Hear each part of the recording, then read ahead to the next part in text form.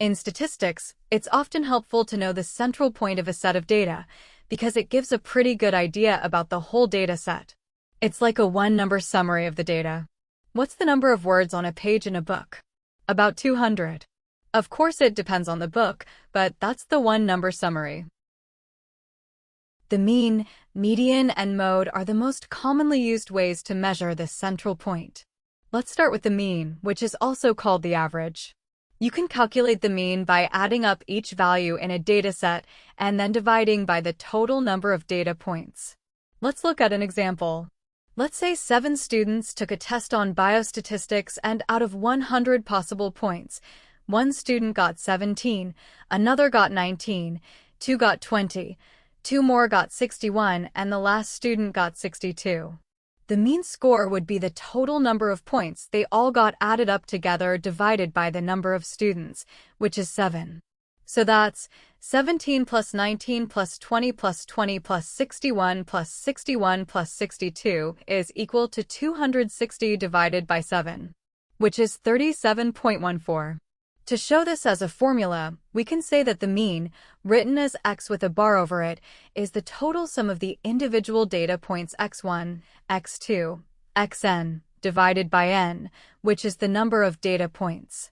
A mean test score of 37.14 quickly tells us that overall, these students didn't do well on this test. But the problem with the mean is that it can be influenced by an extreme value called an outlier. Let's say that another student comes along and get a perfect 100 out of 100 on the test. That means that the average is now 17 plus 19 plus 20 plus 20 plus 61 plus 61 plus 62 plus 100 is equal to 360 divided by 8, which is 45.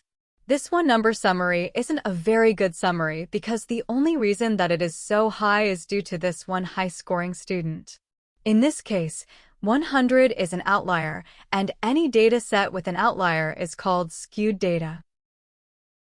To calculate the central point when there may be outliers, you can use the median.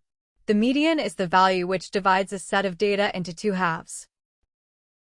So that half of the values are greater than the median and half are less than the median. To find the median in our test scores, for example, you have to first arrange the test scores in order of magnitude like this: 17, 19, 20, 20, 61, 61, 62, and 100. Then you have to find the midpoint. If there's an odd number of values, then there will be a middle number, but if there's an even number of values like in this dataset, there are two middlemost values, 20 and 61.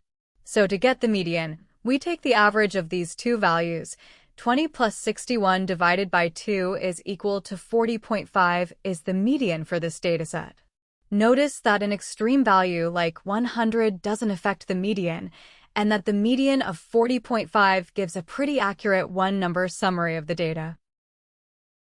Like the median, the mode is another kind of statistical average which does not get affected by any extreme value. The mode is the value that occurs most frequently in a set of data, and if there are 2 modes it's bimodal, and with 3 modes it's trimodal. So using the same example of test scores, 17, 19, 20, 20, 61, 61, 62, and 100, the most frequently occurring values are 20 and 61. So, this is a bimodal dataset with 2 mode values of 20 and 61. Now, keep in mind that in some datasets all of the values are unique, and that means that there's no mode at all. It's amodal. That's why the median is most commonly used as the central point when reporting data.